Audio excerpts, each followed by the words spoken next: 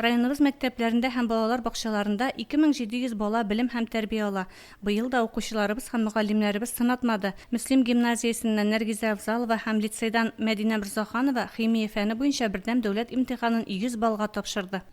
Әле үземнең иң беренче сыйныфка кергән көнем һаман исемдә, күңелгә якын бәйрәм. Мин бу көнне нык көттем, дөресен әйткәндә нык көттем. Bütün 11-нче сыйныфны тәмамлаган кешеләр, bütün 9-нчы сыйныфны тәмамлаган кешеләргә бәхет телим, сәламәтлек телим, үзенең максатларына ирешсеннәр барысы да. Халыкара региона, республика күләм фән олимпиадаларында да укучылар сынатмыйлар. 95 призлы урын яуладылар. Соңгы 4 елда бу күрсәткеч 3 тапкырга артты. Тормышта һәр нәрсәнең үз вакыты була. Сезнең дә язмышыгызда зур борылышлар чоры җитте. Мәктәптә алган ныклы дуслыгыз, укытучыларыгызның, әти-әниләрегезнең акыллы киңәшләре сезне озата барса иде. Мөслим урта мәктәбе укучылары һәм ата-аналар комитеты тату сыйныф серләре республика бәйгесендә катнашып җиңү яулады. Укучылар Анапаның Глобус лагеренә юллама белән бүләкләнде.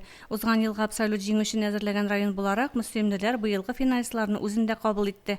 Зифа Басирова исемендәге район мәдәният йортында 700-гә якын катнашучы тату сыйныф серләре белән бүлеште. Алашка безнең bütün ата-аналарда, балаларда шундый шат күңел белән, шундый дәрт белән катнашалар. Шушы финалга килүче балалар өчен узы җиңү дип мин уйлыйм инде. Һәм инде бик зур рәхмәт әйтәс килә әтәләргә, балаларга. Алар инде репетицияны теге елдан ук башлады дип әйтергә була.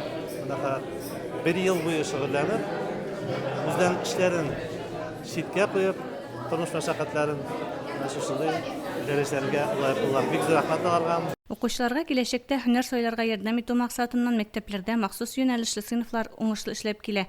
Агрокласс, педагогик класс, медицина классы, энерго классларда укучылар мавыктыргыч итеп белем ала. Хәзерге көндә 20 укучы укый. Без Әлмәт электр энергиясе челтәрләре белән хезмәттәшлек итәбез. Балаларга атна сайын Әлмәттән һәм безнең энергия челтәрләреннән вәкилләр килә, лекциялар укырылган, мастер-класслар үткәрелә. Мин 9-нчы класстан бирле медицина классында белем алам. Үземнең гомеремне, киләчәгемне медицина белән бәйлисем килә. Шушы класста уку миңа бик күп мөмкинлекләр бирде.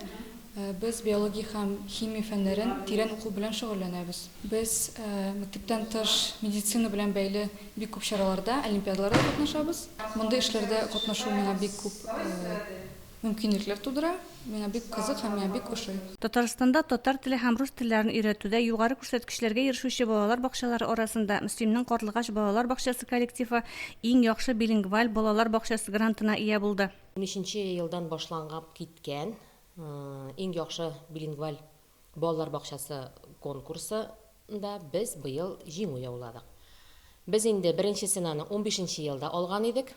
Һәм инде менә быел тагын шушындый грантка лаек булдык.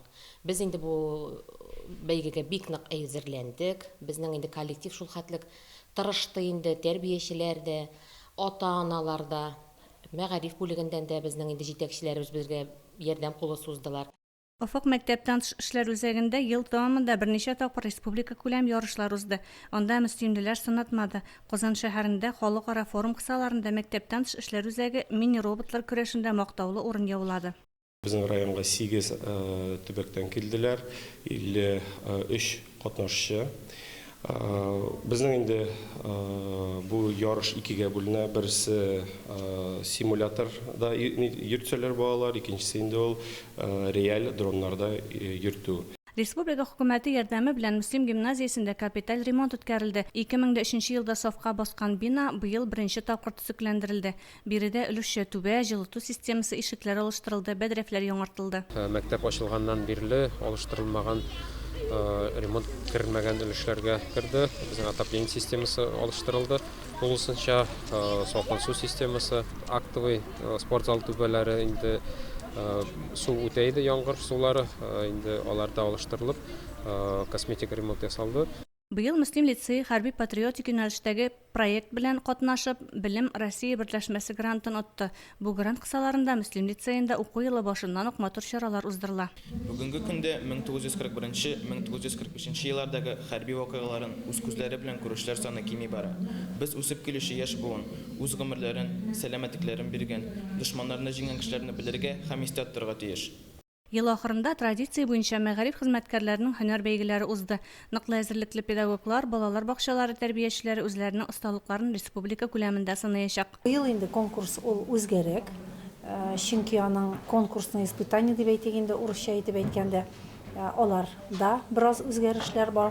Элек инде анда тәрбия сәгате, дәрес күрсәтелсә, мастер-класс булса, быел инде дәрес һәм педагогик әңгәмә. Һәм инде тагы шуны әйтеп үтәсе килә, бик күп яшьләр катнаша быел. Менә бусы безнең өчен зур сөенеч һәм аларның дәресләре әле 3 кенә ел, 2 генә ел эшләүләренә дә карамастан бик матур һәм методик яктан бик дөрес итеп оештырылган. Ел укучысы Муслим егете, Муслим кызы бәйгеләре Муслим өчен уникаль конкурслар булып тора. Әлеге бәйге ел дәвамында укучыларны яңа җиңүләргә рухландыра. Азрак авыр һәм интересно булган иде. Әни белән заданиелар эшләдек һәм менә финалга кердек. Мәгариф тармагы заманнан калышмый. Педагоглар яңадан яңа алымнар кулланып эшли һәм алга бара. Киләсе елда уңышлар китерсен. Гөлназ Җәлилова, Динар Нуртдинов, Муслим телевидениесе.